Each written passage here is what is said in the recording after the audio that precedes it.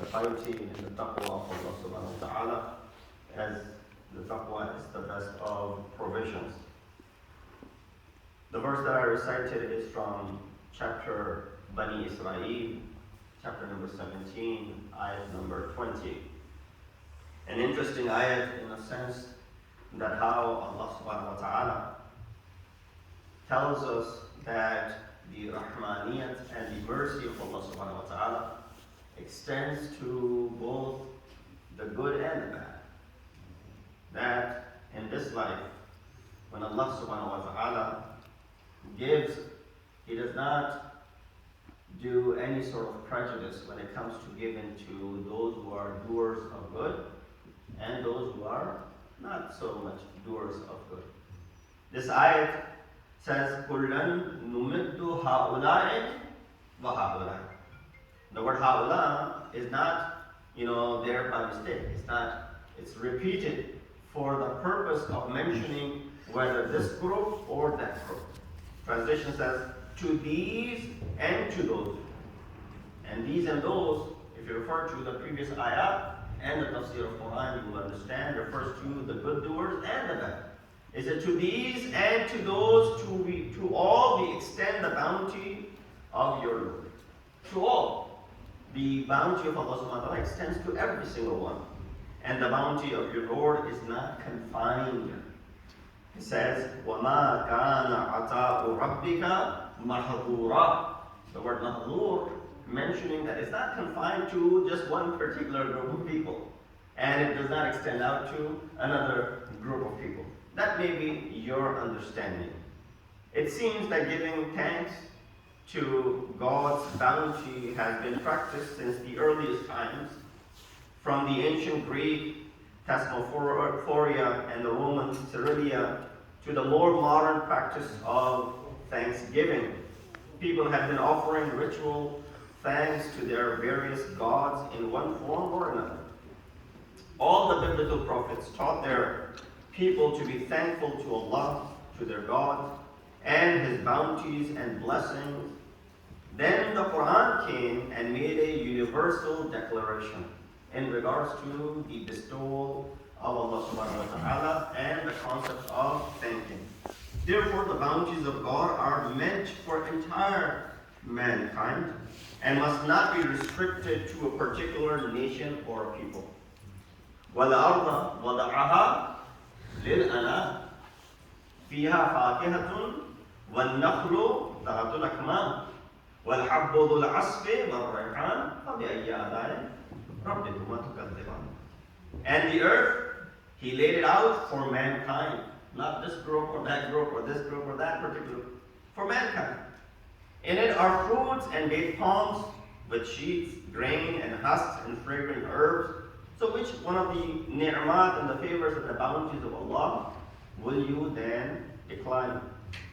Quran further says that Allah's bounties are limitless.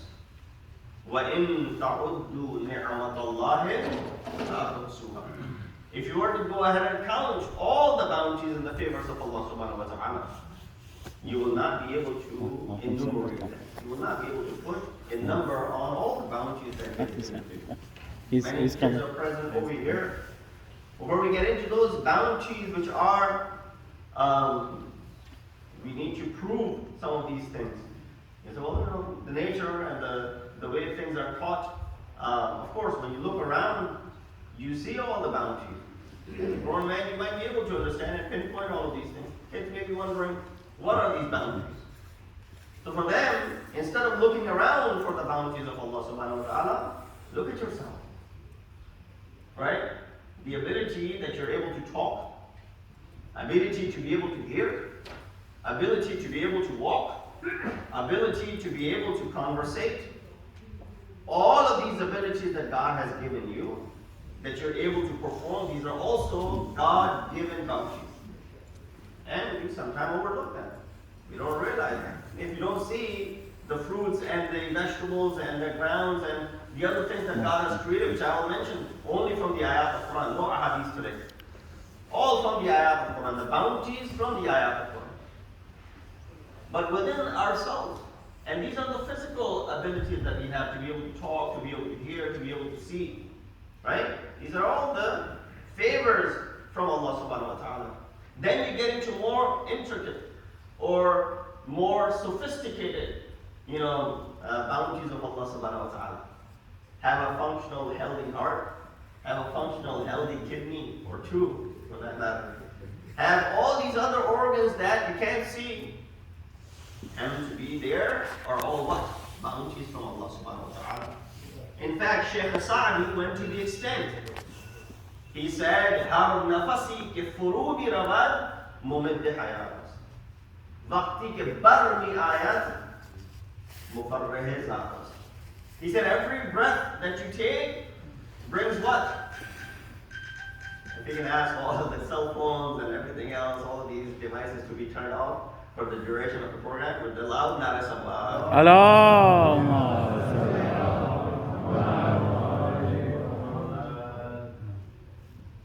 He said, Har nafasi ke furubi rawad. Every time you breathe, and then you exhale, right? There are two portions of it. Breathing, and then when you inhale and when you exhale. These two are what? Imagine when you inhaled, you were not able to exhale. What will happen? Start choking, something gets stuck. This is where he says, Har nafasi ke furumi rawad. When you inhale, you're breathing in. What does it do? Mumid hayatas. It extends your life. Waqti ke barmi ayat, and when you exhale, it brings a smile to your face. Because if it got stuck, God forbid, what will happen? There won't be any smile on the face. He said, each time you breathe, you do two things, inhale and exhale. Both are ni'mat of Allah subhanahu wa ta'ala. Now count how many times you breathe in a day, throughout the day. You can't even put a number on it. I'm sure you'll be able to do the math. Well, multiply that by 2, that's how many bounties you have, which are involuntary. Forget about the other things that Allah has bestowed. SubhanAllah. And then you read this ayah, chapter 16, verse 18. وَإِن تَعُدُّوا نِعْمَةَ اللَّهِ لَا تُحْصُوهَا. If you were to count the bounties and the ni'mah of Allah subhanahu wa ta'ala, you will never be able to put a number on top of it. And therefore, according to Quran, the entire earth and its resources are a gift from God, and therefore must be treated as sacred. The very opening verse of Quran says that Allah is the sustainer of all the worlds. Therefore, we must all be thankful for the sustenance. And then some examples from Quran. وَهُوَ الَّذِي سَخَّرَ الْبَحْرَ لِتَأْكُلُوا مِنْهَا لَحْمًا طَرِيًّا.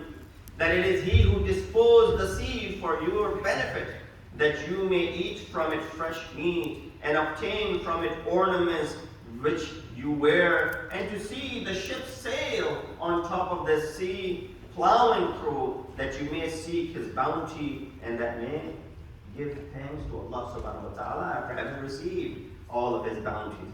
وَآيَةٌ لَهُمُ الْأَرْضُ الْمَيْتَةُ أَحْيَيْنَاهَا وَأَخْرَجْنَا مِنْهَا حَبًّا فَمِنْهُ يَأْكُلُونَ. This ayah we recite all the time, Surah Yasin. A sign for them is the dead earth. It was dead. It was barren. It was not able to produce anything, which we revive and bring forth grain out of it. And who's utilizing these grains? You're the ones on a daily basis consuming it, and this earth is producing it for you. Normally, shukr is translated as grateful or thankful. The root meaning of the word shakara is for something to become full and complete and to become available to others. I highlighted this the other day as well. When you compare this ayat or this word shukr with the opposite of the word which is used, kufr, right? Allah subhanahu wa ta'ala, when He says, فَاذْكُرُونِي أَذْكُرْكُمْ وَاشْكُرُوا wa la takfurun. The word kufr has appeared in front of the word shukr. So in reference to the shukr, what is the meaning of the word kufr over here? Well, shukr literally means to make something apparent, become full or complete, or become available for others, which means it is, up for grabs. Anyone can go ahead and do it. But the word kufr refers to that which is concealed. A'jabal kuffara nabatuhu, right? So the hadith says that when we send the rains down and the land produces the crops that come out, what does it do? A'jabal kuffara. It amazes the kuffar. So the word kuffar over here, if you translate it as the unbelievers, you would be wrong. Here Allah subhanahu wa ta'ala says kuffar refers to the farmers. Ajabal kuffara nabatu. Kuffar means the farmers. They are amazed with all that is being produced. So what does a farmer do? He conceals. That's why the word shukr means to expose or to give out, to openly, and kufr is to hide things. So therefore in this verse 2:152, the word shukr has been used in opposition to word kufr, which is the root means to hide something. Shukr of Allah, therefore, is to keep His bounties, the ni'mat that He has given to you, open in such a way that everyone is able to derive and take benefit from it. Therefore, if you have a extra benefit from Allah subhanahu wa ta'ala, extra bounty from Allah subhanahu wa ta'ala, you have extra features that have been bestowed by Allah subhanahu wa ta'ala to you, should you be hiding it from others? Should you be making it unavailable to others? Or should you be sharing it with others? Right? If Allah subhanahu wa ta'ala has given you knowledge, you should be sharing that knowledge with others. If Allah subhanahu wa ta'ala has given you abundantly, as far as the wealth is concerned, you should be sharing it with others. In fact, Allah says to those people who lack the ability to share, that we have actually stipulated in your wealth, there's a portion for those who are mahroom, those who are deprived. This is the ayah for us. That there's a saham, there's a portion for those who are mahroom, as far as what? Your wealth is concerned. So when you have something, and if it is extra for that matter, it is above and beyond what you already have for your own needs, then do what? Share with others. This is the akhlaq of Allah subhanahu wa ta'ala. Now you realize why we have the concepts of zakat and khums. It is on the excess. That which is extra, you should go ahead and give. People weren't giving, so there was this concept of taxation was developed so that it became mandatory for you to give when you were holding back. Sallu ala Muhammad wa ali Muhammad. Allahumma salli ala. So that no one hides it. Other human beings, they can also benefit from it. Allah says that His bounties are given to see who does shukr. And who is thankful to Allah subhanahu wa ta'ala when the bounties come to them, and who does kufr, meaning becomes ungrateful. So here you don't translate the word kufr as disbeliever, rather you translate the word kufr as ungrateful, because it has appeared in front of the word shukr. And after I has given you everything, هذا من فضل ربي ليبلوني أأشكر أم أكفر. This is all that has been given to me is from my Rabb. Why? The sustainer bounty to test me whether I am grateful or ungrateful. I mean, speaking of this ayat which I recited for you in the beginning, Surah Bani Israel, ayat number 20.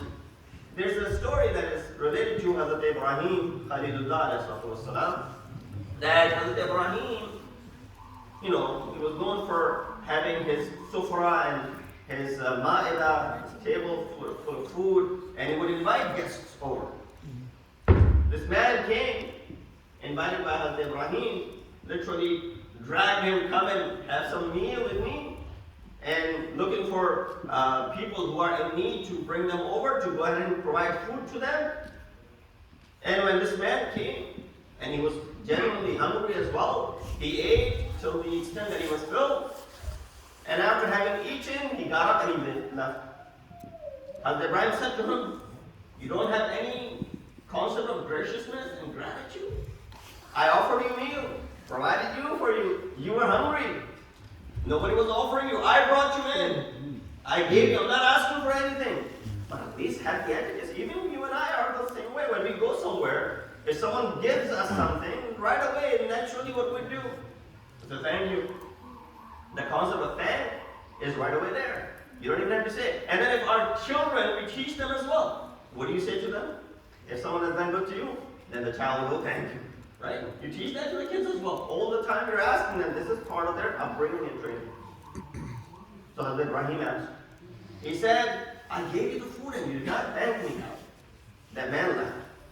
Allah subhanahu wa ta'ala sends wahi to Ibrahim through angel who says, "Oh Ibrahim, this man was provided for 70 years by Allah subhanahu wa ta'ala.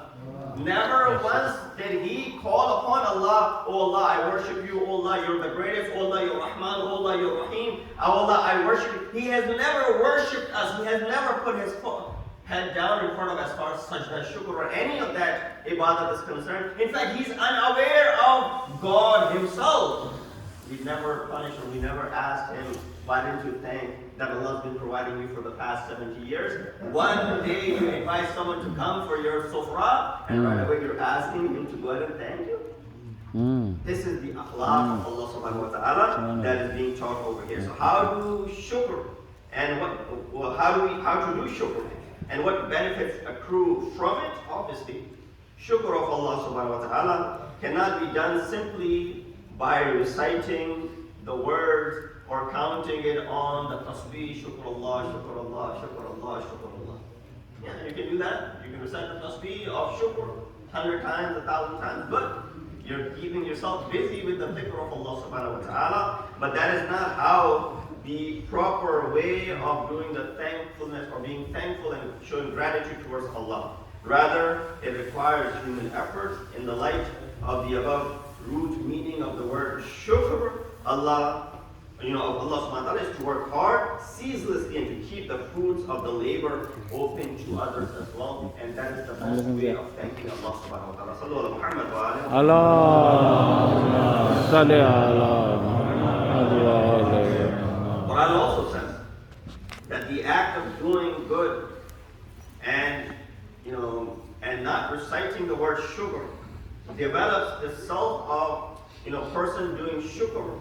Meaning when you say shukr, it is a self-development in it as well. In other words, it leads to the spiritual growth and development. When you are constantly thankful, and we talked about 5 things on Tuesday, which how being grateful impacts even your immunity. Especially in this day and age when we're going through these illnesses and whatnot, which if it comes in, someone comes in contact with these illnesses who's immunocompromised, it affects them more than it does to those who are not that compromised. Their immunity level is high. That's why children were not as sick as the adults were when Corona was around or still is around. But we see that one of the studies shows that if you are grateful and if you are gracious and if you're thankful and if you have that concept in you, then what does it do? It actually increases your immunity. This is a survey that is done. So therefore, in other words, it leads to person's spiritual growth and development. It says, وَمَنْ شَكَرَ فَإِنَّمَا يَشْكُرُ لِنَفْسِهِ. One who thanks Allah subhanahu wa ta'ala is in reality thanking himself. He says, وَمَنْ يَشْكُرْ فَإِنَّمَا يَشْكُرُ لِنَفْسِهِ. And he who is grateful to God is but grateful to his own work. Because this is all returning back to you. Since this is not an easy thing to do, a definite course must be laid out for this purpose. As we know, developing the physical abilities requires work. If you want to get in shape, it's not going to happen by just joining a gym. I've joined the gym, but I haven't really gone to the gym yet. You have to go to the gym as well in order to get in shape. You have to work out. You have to be able to put in some hours. You will have to go into some sort of diet in order to get in shape. You can't just hope for you to get in shape. So when physically speaking, you want to change physical appearance, if you want to change the physical, you're built, what do? You have to work. You have to exercise. When that does not come without any exercise or constant effort and discipline, then it is with this, how do you expect this spiritual growth to come on its own? So therefore we see that it is with developing ourselves, only this is more difficult. Physical ability, actually you know what to do to be able to get to the physique that you want to get to, but spiritually speaking, it becomes that much more difficult. So developing the self or soul is most important thing for our success in the hereafter, which is what truly counts in the long run as well. So while I'm not discouraging you to physically become healthy, which you should, and to develop some muscles as well, and to be strong and whatnot, physically, all these things should be there. But while you have to work hard to get to that physical, physique that you're looking for, also you should work hard in order to spiritually uplift yourself. The Quran says that those who develop and nourish their souls will succeed, while those who don't will fail on the day of Judgment. Qad aflaha man zakkaha wa qad khaba man dassaha. Bringing you towards the end. Good habits facilitate good actions. This is the message to us. Good habits facilitate good actions. And good actions reinforce good habits. See how it runs hand in hand?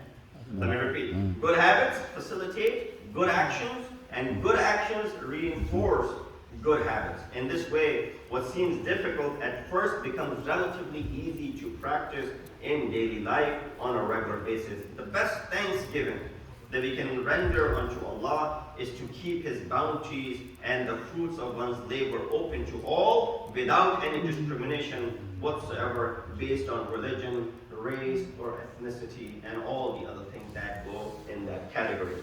Of course, this was just in line with the day that we are all, the reason many of the youngsters are here today, because they're off due to Thanksgiving. But how they associate this Friday and call it to be what they call it, and the movement toward this capitalism to just go out and spend on this day. I had given a talk actually last year on Thanksgiving regarding Black Friday as it's called. Let me just conclude with one ayat of Quran in that reference, and inshallah we'll finish. Sallu ala Muhammad wa ali Muhammad.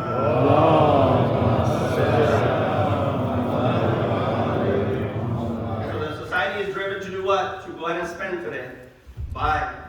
You might not have gotten into the lines to buy stuff at the various stores, but you're doing that online as well. And it doesn't end today, then the Monday comes, the Cyber Monday, and the whatever Tuesday, and all that just continues, right? It's just want to keep poking at you, giving you these deals so that you go ahead and take the bait and go ahead and buy things. And so it's a day where good deals are available, right? Everyone is looking for this good deal there, there's good deal there, there's nothing wrong in utilizing the good deals that are available. Allah subhanahu wa ta'ala says, Ya ayyuhalladhina amanu, hal adullukum ala tijaratin tunjikum min adhabin alim. O you who have faith, shall I show you a deal that will deliver you from a painful punishment? So all the deals that are available today will only be for time being. That which you buy today, you might use it for a few weeks, few months, maybe a year or two, and then you'll forget about that. But Allah says, Hal adullukum, should I inform you of that deal, which will be helpful even in the punishment of the hereafter? Of course. He says, Inna al-ladina yatluna kitab Allahi wa aqamu as-salat wa anfaqu mimma razaqnahum sirran wa alaniyatan yarjuna tijaratan lan tabur. It says, indeed, those who recite the book of Allah, maintain the prayer, spend secretly and openly out of what we have provided to them, expect a commerce that will never go bankrupt. That is the deal which will never make you bankrupt. Therefore, keeping that in mind, the day that we are going through, while there's nothing wrong in shopping and all that stuff, but keeping in mind that there's a better deal to be made, and that is right here that you all have shown up today in order to participate in worshiping Allah subhanahu wa ta'ala. We ask Allah to give us the tawfiq and ability that we are grateful every single day of our life for once, because Allah subhanahu wa ta'ala is our creator. We're able to breathe, we're able to eat, we're able to do all the things that He has given to us. We're able to appreciate them. How do you appreciate? By thanking Allah subhanahu wa ta'ala. We ask Allah to hasten the reappearance of our way to Imam. Make us help us and restore us to my nas and hadith.